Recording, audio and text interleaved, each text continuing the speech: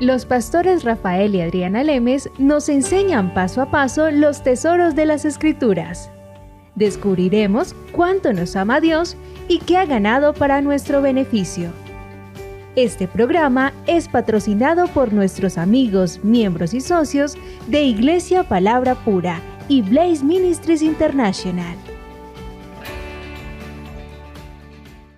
Bueno, estamos en un tema bien interesante, bien jugoso, que es la sanidad que Jesucristo ganó por nosotros, para nosotros, en la cruz. Y Rafael, ¿puedes hacer entonces un resumen para adentrarnos ahora más profundo en este tema? Sí, lo que estábamos hablando en el programa anterior, estábamos hablando sobre la sanidad, de aquello lo que Cristo ha ganado por nosotros. Y básicamente el punto principal o la raíz de lo que estamos hablando lo encontramos en Gálatas 3:13 y 3:14. Que básicamente la maldición vino sobre Jesús para que tú y yo caminemos en la bendición. Y parte de esa bendición es que tú y yo caminemos en sanidad, ¿verdad? Y como lo vimos en Isaías 53, Isaías era un profeta que estaba del Antiguo Testamento, el cual él profetizó aquello que iba a venir, aquello que iba a pasar en la cruz. Y como vimos en el versículo, si no estoy equivocado, sobre el versículo 5, dice que por las llagas de Cristo fuimos sanados. Él estaba viendo hacia el futuro. ¿Por qué? Porque Jesucristo todavía no había venido. Eso no había pasado. Y después vimos en Primera de Pedro 2 versículo 24, en el cual dijo, por las llagas de Cristo fuimos sanados. Por las llagas de Cristo fuimos sanados. Entonces Pedro estaba viendo hacia el pasado, hacia lo que Cristo hizo en la cruz. Isaías estaba viendo hacia el futuro. Y los dos se encuentran en el trabajo redentivo que Jesucristo hizo en la cruz. Y la iglesia hoy tiene que mirar es al pasado. Exactamente. ¿Por qué? Porque todo está basado en lo que Cristo hizo en la cruz por y para nosotros. Ahora, estamos viendo sobre la voluntad de Dios para sanar, y eso lo vimos muy claramente en Hechos, en el capítulo 10, en el versículo 38, donde dice que Jesucristo fue ungido por el Espíritu Santo, que Dios estaba con él, que él vino para hacer cosas buenas y para sanar a todos los que estaban enfermos, a todos los que estaban oprimidos por Satanás. Estamos viendo también en Lucas, en el capítulo 5, donde nos encontramos esta mujer que estaba oprimida, ¿verdad? Por 18, estaba confundiendo las dos historias completamente diferentes. Pero la mujer, el leproso que vino a él en Lucas 5, ¿verdad? El leproso vino a él y le estaba diciendo, Jesús, yo sé que tú puedes. Uh-huh. Pero la cuestión es, lo que se pregunta a todo el mundo es lo siguiente: todo el mundo sabe que Dios puede, lo que no saben es que Dios quiere. Uh-huh. Y el leproso se le acerca a él diciendo, yo sé que tú puedes sanarme. Y Jesucristo dijo, sí quiero. Uh-huh. Sí quiero. Después en Lucas 13 estábamos hablando de la mujer que estaba encorvada, que la palabra dice que por 18 años, la palabra, de hecho, en la versión que yo estaba leyendo decía, por 18 largos años estaba encorvada. Uh-huh. Y Jesús le dijo, estás libre de tu enfermedad, dándonos a entender que es su voluntad. Des en cuenta otra vez a aquellos que nos están oyendo, que en ningún momento Jesús le dijo, oye, ¿estás aprendiendo debido a que tienes esta enfermedad porque mi padre te está enseñando algo? ¿O esta enfermedad es porque te estamos enseñando algo lo cual no sabías? No.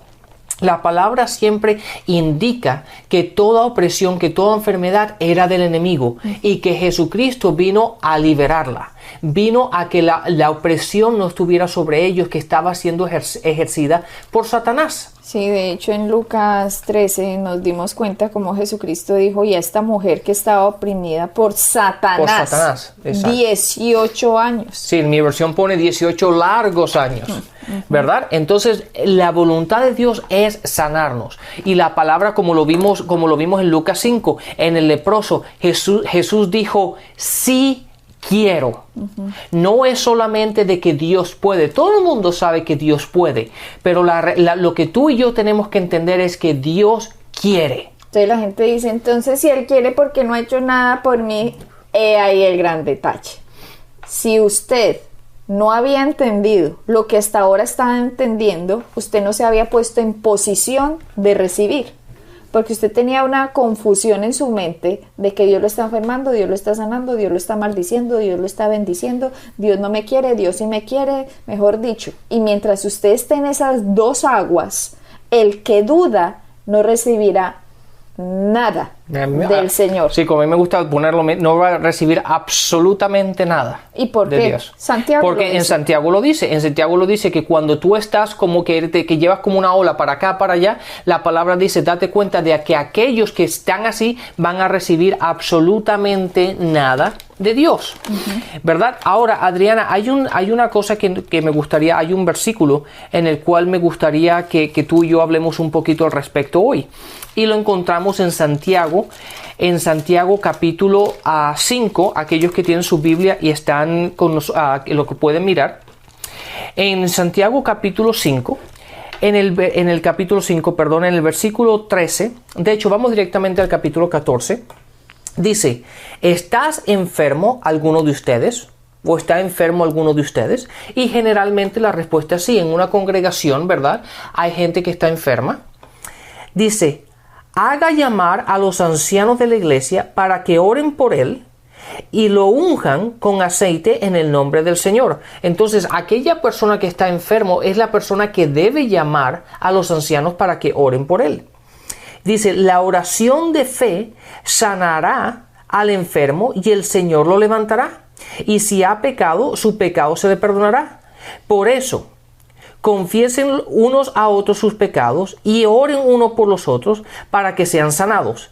La oración del justo es poderosa y eficaz. Bueno, Rafael, tú estás leyendo la Nueva Versión Internacional, que está mucho más claro que en la versión de la Reina Valera. ¿Por qué? En la versión de la Reina Valera, Santiago 5, tú acabas de decir, ¿está alguno enfermo de vosotros?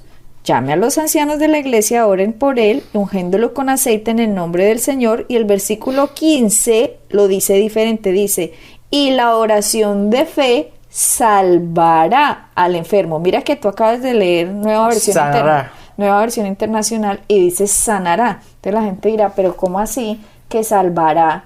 ¿Cómo así que sanará? Muy sencillo. La palabra utilizada en el original es shalom. Entonces, shalom significa paz, sanación, salvación, sanidad, prosperidad, todo esto, ¿ok? De hecho, también la palabra soxo, ¿ok? Que es en griego. Entonces, aquí lo que tradujeron en la Reina Valera fue, cuando tradujeron la palabra shalom o soxo, lo que hacen es decir, la oración de fe, en la Reina Valera pusieron salvará. Pero en realidad esa palabra original puede ser traducida sanará, o prosperará, o liberará. Entonces, está más acertada la traducción de la Nueva Versión Internacional porque puso de una vez el significado de la intención de lo que significaba la palabra, que es la oración de fe sanará al enfermo y el Señor lo levantará. Exactamente, pero ahora hay otra frase aquí, otra palabra en el versículo 14, Adriana, que tú también querías mencionar, y dice llamar a los ancianos de la iglesia. ¿A qué se refiere con la palabra esos ancianos? Es una persona que sea madura espiritualmente. De hecho, está en Romanos, habla de la diferencia de cristianos carnales y de cristianos espirituales. Una persona madura es aquella que camina en el espíritu, tras el espíritu, y no que camina tras la carne. ¿Qué es lo que pasa cuando una persona dice, no, es que yo llevo 40 años en el evangelio, entonces yo soy un anciano en la iglesia? No, puedes llevar 40 años en la iglesia, pero si no ha entendido la cruz, es un cristiano carnal. Exactamente. Solo una persona madura espiritualmente es la persona que está completamente convencida del significado de lo que Jesucristo hizo, lo ha aplicado en su vida, y así llueva, truene, relampaguee, así los sentidos, la vista, el olfato, el oído, le diga cualquier otra cosa, esa persona se planta en la palabra y lo que diga la palabra es. Exacto. En otras palabras, sí, simplemente se puede decir así. Una persona espiritual es aquella persona que camina de acuerdo a lo que está escrito. O sea que si usted llama a alguien que no es una persona espiritual, así lleve 40 años metido en una iglesia, o 60, o 80, o 100 años, lo que esa persona va a venir a decirle a ustedes, va a coger el aceitico y esa persona le vas a decir, bueno, vamos a orar por usted. Cogen el aceitico, se lo van a poner y le van a decir, si es la voluntad de Dios, que te sanes. Si es la voluntad de Dios, que te mueras. En el nombre de Jesús, amén. Exactamente. Entonces, y esa oración es simplemente, absolutamente nada. ¿Por qué? Porque eso no es una oración de fe. Ahí simplemente está diciendo, si Dios quiere que se muera y si Dios quiere que viva, en el nombre de Jesús, amén, listo, chao. Y salió salió del paso y el enfermo se quedó, ups, al fin, ¿qué? ¿Cuál será la voluntad de Dios? ¿Que me sane o que me muera? Por lo tanto, no recibió nada, y como no recibió nada, la condición de la persona va a seguir completamente igual o peor. Sí, date cuenta que la última frase del versículo 16 nos da una clave muy importante. Dice, la oración del justo es poderosa e eficaz. Es poderosa y es eficaz. Pero dice que no es la oración en sí, es la oración del justo.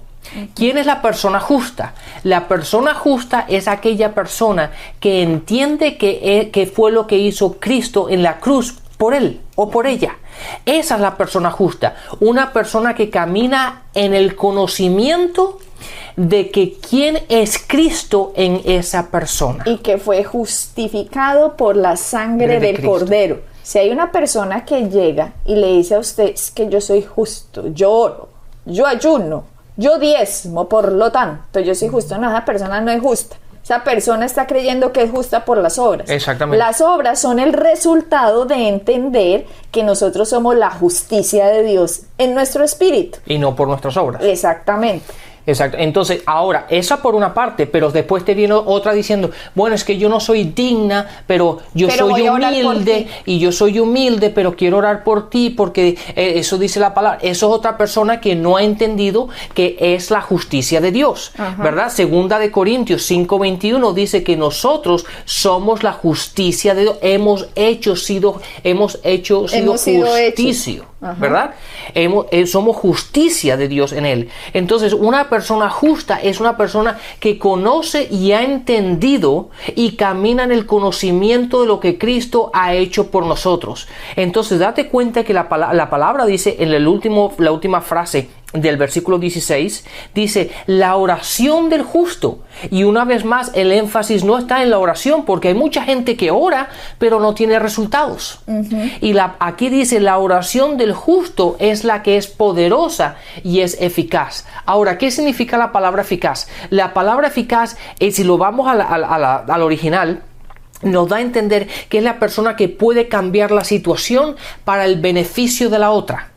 Entonces, la persona que es justa, la persona que entiende que camina siendo la justicia de Dios y ora basado en el conocimiento de la obra redentiva de Jesucristo, de que Él, por las llagas de Cristo, hemos sido sanados, y camina y ora basado en lo que Cristo ha hecho, esa persona tiene la capacidad de darle el cambio a la situación de que está enfermo. Claro, porque hay muchas personas, Rafael, cuando están en una iglesia, que son bebés. O sea, me refiero a bebés en Cristo y no entienden todo esto que venimos hablando hace 40 programas, que no saben nada, solo saben, ay, Dios me ama y un día me salvó y tales, pero no han entendido todavía esto. Por eso es que Pablo dice, renovad vuestro entendimiento. La posición número 1 que debe tener cualquier persona cuando nació de nuevo es empezar a renovar el entendimiento, a llegar a un punto en su vida en que, como les decía, llueve, truene o relampaguee, se para en la palabra. Entonces, cuando la oración de fe de una persona, por ejemplo, hay un bebé, un cristiano, pues que apenas está aprendiendo, está enfermo. Entonces, ese cristiano llama a otro que es un cristiano que ya entiende muchas otras cosas. Entonces, ese otro cristiano viene e impone las manos sobre esta persona que está enferma. Lo unge con aceite y la oración de fe sanará al enfermo. O sea, ¿qué pasa? Hay una impartición de la unción de Dios que hay en una persona cristiana madura espiritualmente, y cuando ora, lo que ora es, le ordena a lo que esté agravando esa persona, le ordena que sea sacado y echado en el mar. Prácticamente lo que dice Marcos 11, 23 y 24, cuando Jesucristo está hablando del poder de las palabras, que le dice que si tuvieras fe como una semilla de mostaza, tú le dirías a este montaña, quítate y échate en el mar, y lo que diga esa persona será hecho. Entonces, lo que hace la oración de fe es, cuando alguien va a orar por usted con este conocimiento, le ordena a eso que se largue en el nombre de Jesús. Y cuando se larga en el nombre de Jesús, más encima dice, porque por las llagas de Cristo fuimos nosotros sanados. Ahí hay una impartición de la unción del poder de Dios cuando imponemos las manos sobre los enfermos, y ellos serán sanados. Ahora, la persona que recibe esta oración no debe empezar a chequearse el cuerpo. No. ¿Por qué? Porque Satanás le va a decir, ay, tú no fuiste sanado. No, aquí estamos hablando, son cosas espirituales. Inmediatamente, una persona ahora, con base a lo que Rafael les está diciendo, con ese conocimiento, impone las manos sobre el enfermo, inmediatamente el proceso de sanación empezó. Exactamente. Por eso dice, serán sanados. Puede ser gradualmente, día a día, empieza la recuperación, ¿cierto? Entonces, no es que usted ya oraron y no pasó nada, no se vaya a los sentidos. Tenemos que creer espiritualmente qué pasó y decir, gracias Señor, está hecho.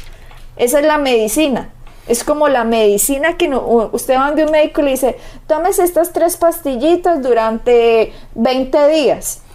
Y seguro usted se va a mejorar. Vea, la medicina no mejora nada. Lo que hace la medicina es poner simplemente que el cuerpo pueda, las defensas, atacar lo que está atacando el cuerpo, ¿cierto? Sí, correcto, Adriana. Déjame hacer una explicación aquí para que la gente entienda muchas veces, porque muchas veces pasa lo que tú acabas de decir, que la gente ora y de repente se empiezan a chequear el cuerpo a ver qué pasó, y cuando ven que físicamente no ha habido cambio, dicen, pues no funcionó. Pero lo que no entienden es que cuando uno ora, primero va al espíritu, ¿verdad? Toda la parte espiritual primero sucede en la parte espiritual antes que se refleje en la parte natural.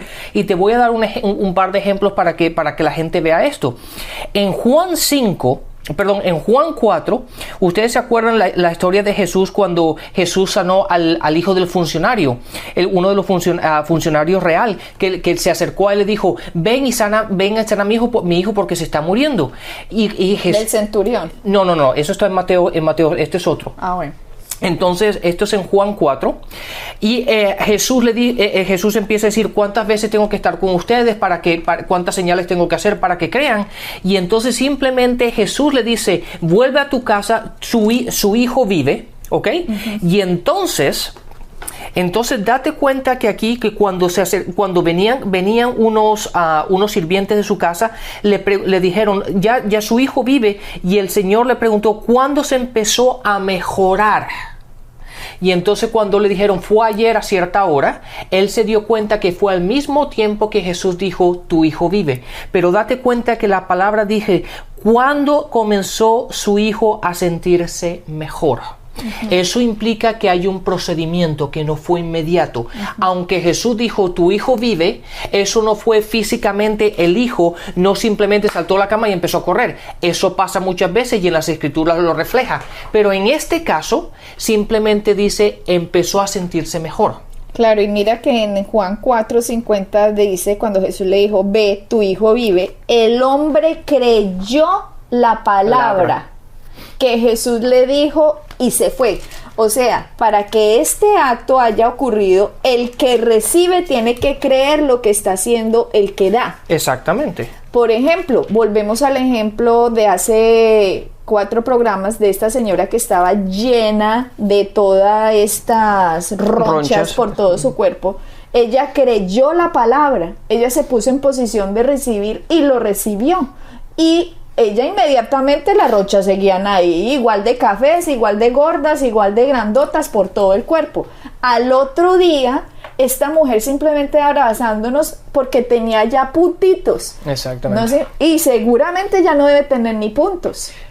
Pero simplemente la sanidad tiene un tiempo de operación. Exactamente. Adriana, ¿tú te acuerdas en Marcos 11?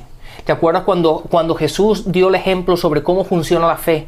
Y le dijo a la higuera, de hoy en adelante no vas a producir fruto. Y ellos siguieron adelante, volvieron por el mismo camino y nada había pasado. Fue no hasta la mañana siguiente que Pedro se dio cuenta y dice, la higuera murió. Pero la palabra dice que empezó a morirse en el momento que Jesús le dijo, de hoy en adelante no vas a producir. ¿Dónde dice la palabra que empezó a morirse? En las raíces. Ajá. ¿Verdad? ¿Dónde están? Desde las raíces. De las raíces. ¿Dónde están las raíces? Las raíces están debajo de la tierra. Es algo que no se ve.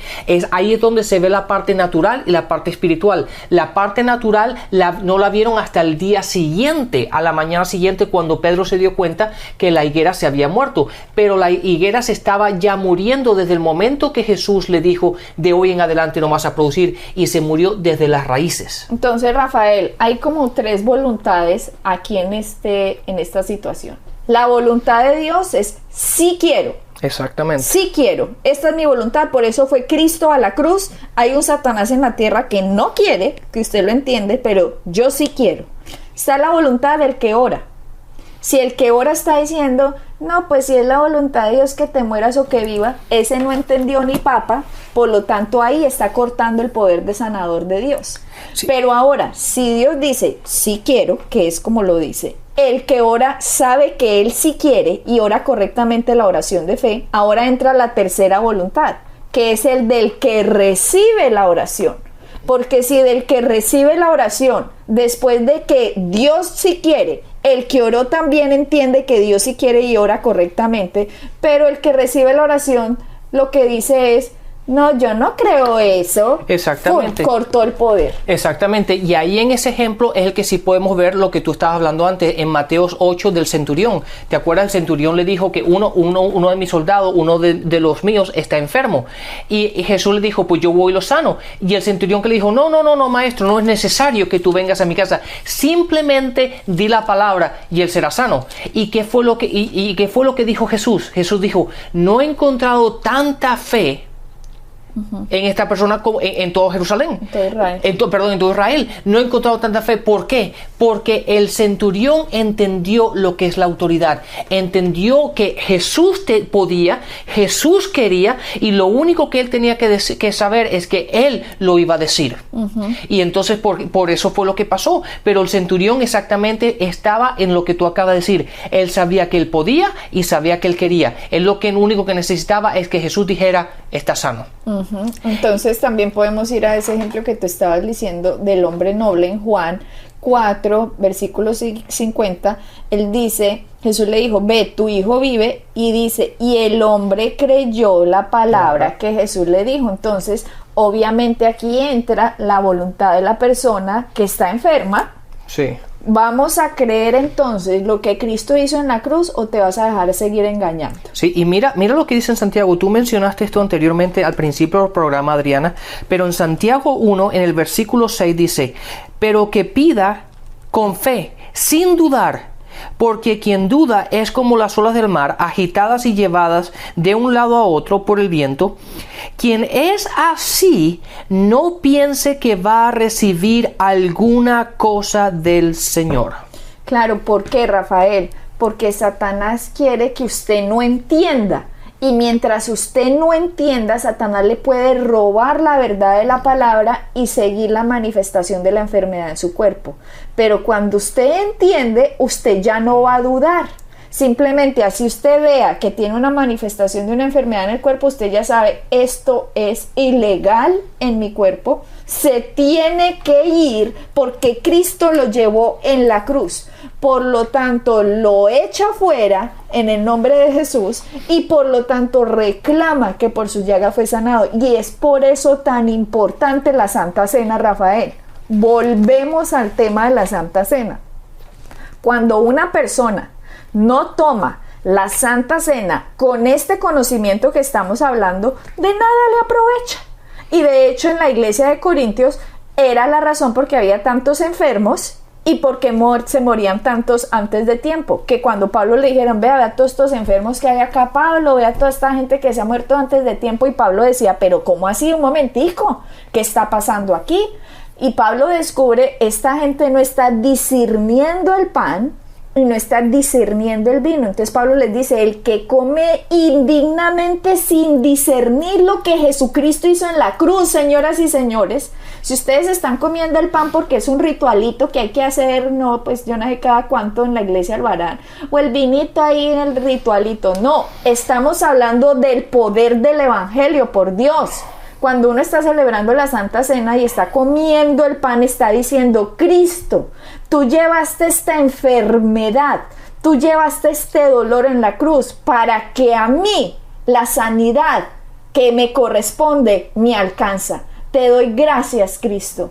Y así come el pan y también así toma el vino, porque sabe que fue perdonado, que no está condenado, que fue justificado delante de Dios. Si uno hiciera estas cosas con este conocimiento, seríamos poderosos en esta tierra, Rafael. Exactamente. Y ahí está la clave de todo. Tenemos que discernir de que aquello que Él hizo es para nosotros y por nosotros, y que Dios quiere, Él puede y quiere que nosotros caminemos en sanidad, ¿verdad? Y eso, de hecho, hay un versículo interesante en Hebreos 11, en el versículo 6, dice, en realidad, sin fe es imposible agradar a Dios. Entonces, aún la Santa Cena la tenemos que tomar en fe. Porque obviamente tenemos que hacerlo en fe sabiendo la obra redentiva de Cristo, por la razón por la cual Él fue a la cruz.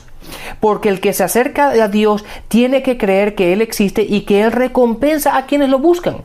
Entonces tú no solamente tienes que tener en fe de que Dios es, pero tienes que tener fe de que Él te va a recompensar. Él tiene que tener la fe de que Dios puede, pero si Él sí quiere. Y también que Él quiere. Por eso cuando uno tiene todo este conocimiento concentrado, uno, Rafael, entiende lo poderoso que es Cristo en uno, en el Espíritu, y que la enfermedad ni el dolor tienen poder sobre usted, porque la herencia que usted recibe como hijo de Dios, descendiente de Abraham, que creyó en Cristo, y la sanidad es suya. Exactamente. Qué revelación tan importante y tan poderosa es saber quiénes somos en lo que Cristo ha hecho por nosotros. Bendiciones. Bendiciones y hasta la próxima. Pueden bajar nuestras enseñanzas en www.iglesiapalabracura.com y visitarnos en nuestra sede en la calle 21326.